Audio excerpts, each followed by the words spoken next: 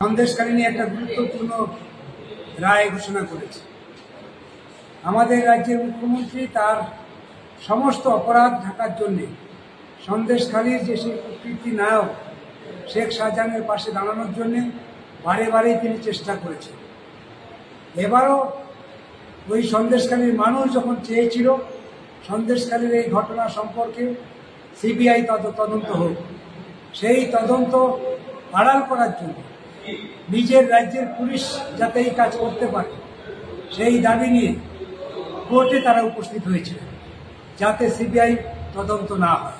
পুলিশকে দিয়েই তারা তদন্ত করতে চায়। আমরা দেখেছি আমাদের রাজ্যের পুলিশ বারে বারে সন্দেশখালীর এই ঘটনাকে চাপা দেওয়ার চেষ্টা করেছে। শেখ শাহজাহান যখন গোটা দেশের আজকে ইডি অফিসারদের মারধর করে তাড়িয়ে দেয়, তখনও সন্দেশখালীর পুলিশ তাকে খুঁজে পায় না। পুলিশের তত্ত্বাবধানে, পুলিশের ঘেরাটোপে শেখ শাহজাহান ঘুরে বেড়াচ্ছিল, অথচ পুলিশ তাকে খুঁজে পাচ্ছিল। অসংখ্য ঘটনা ঘটেছে সন্দেশখালী। জমি লুট হয়েছে, পাট্টা জমি লুট হয়েছে, বর্গা জমি লুট হয়েছে, জমি লুট করে ফিশারি করেছে। মানুষ টাকা পায় না, 100 দিনে কাজের টাকা চাইতে গেলে অত্যাচার, পার্টি অফিসে ডেকে নিয়ে গিয়ে মারধর। নানানভাবে সন্দেশখালীর মানুষ প্রতিদিন মা বোনেরা নিগৃহীত হয়েছে, গরিব মানুষ অত্যাচারিত হয়েছে।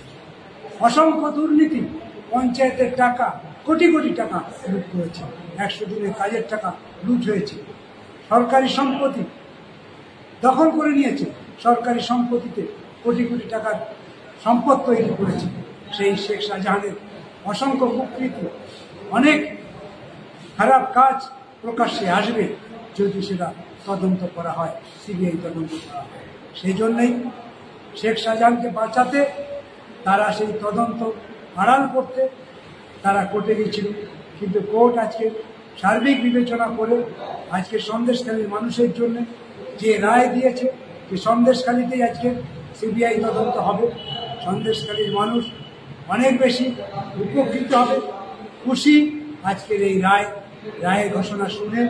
কারণ এই রায় অনুযায়ী তদন্ত হলে বহু ঘটনা সামনে আসবে, বহু আগ্নেয়াস্ত্র যা বিভিন্ন দ্বীপ এলাকাগুলোতে আছে তা সামনে আসবে, বহু অত্যাচার সামনে আসবে। আর সামনে আসলে আমাদের রাজ্যে তৃণমূলের আবার মুখ পুড়বে। সেই জন্যই তৃণমূল এটাকে ঢাকা দিতে চাইছে। আমি সারা ভারত ক্ষেত মজুরি ইউনিয়নের পক্ষ থেকে এবং সন্দেশখালীর একজন বাসিন্দা হিসেবে, সন্দেশখালীর প্রাক্তন বিধায়ক হিসেবে আমি আজকের কোর্টে এই রায়কে আমি সাধুবাদ জানাচ্ছি, অভিনন্দন জানাচ্ছি।